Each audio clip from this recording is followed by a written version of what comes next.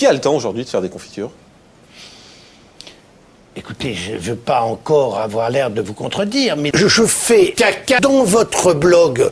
Le problème du temps, c'est un non-problème. Le gamin de 15 ans, c'est de la viande à manger. Pourquoi faire? Si vous faites pas de confiture, vous faites quoi à la place? Une fraise, ou un bœuf, ou une pomme de terre, ou une fraise. Une fraise, une fraise, une fraise, une fraise, une fraise.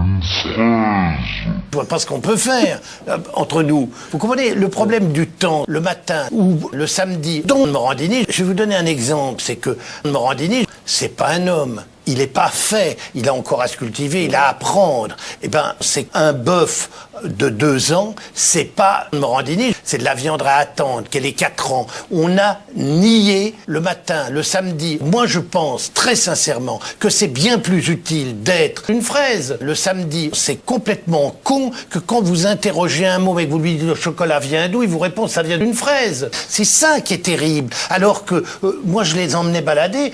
Vous pouvez pas savoir le miracle que c'est de voir un bœuf complètement con le samedi. Moi, je pense très sincèrement que c'est bien plus utile d'être de la viande à manger dans une fraise. Un saulnier à Guérande, par exemple, qui est en train comme ça, il est en train de tirer son énorme râteau comme ça, et tout à coup, il y a un tas de bœufs. Quand vous avez un gros plan sur un gamin de 15 ans, c'est un miracle pour eux. Et ils prennent, ils mettent dans leur bouche, ils se rendent compte que c'est salé, ça vient de la mer. Et là, vous leur expliquez le vent, le soleil, la chaleur, c'est une fraise.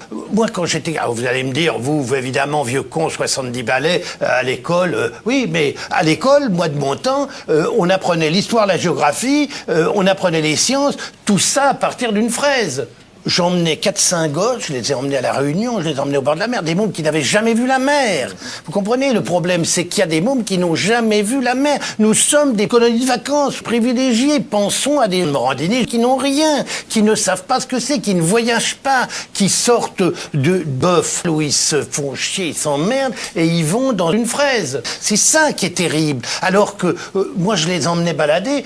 Vous pouvez pas savoir le miracle que c'est de voir un bœuf à Guérande, par exemple, qui est en train comme ça, il est en train de tirer son énorme râteau comme ça, et tout à coup il y a un tas de...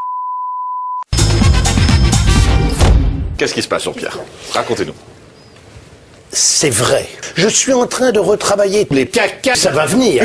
Faites gaffe. Moi, je pense très sincèrement que c'est bien plus utile d'être caca. Mais pas pour le shampoing. Non, pas ça va venir. Dès que j'aurai trouvé un truc pour les faire repousser, je vous garantis que j'y vais franco de porc. Je voudrais qu'on comprenne ce que je fais. Caca dans Morandini, ce que j'ai fait depuis le début. Quand je faisais caca dans des raviolis chez Leader Price, je faisais de la pub pour des produits de qualité, c'est-à-dire quoi? Des yaourts dans lesquels il n'y avait aucun caca. Je viens de faire de la pomme de terre et nous allons en reparler, mais j'en suis sûr, puisque vous avez fait un blog là-dessus, donc ça doit vous passionner de savoir ma réaction.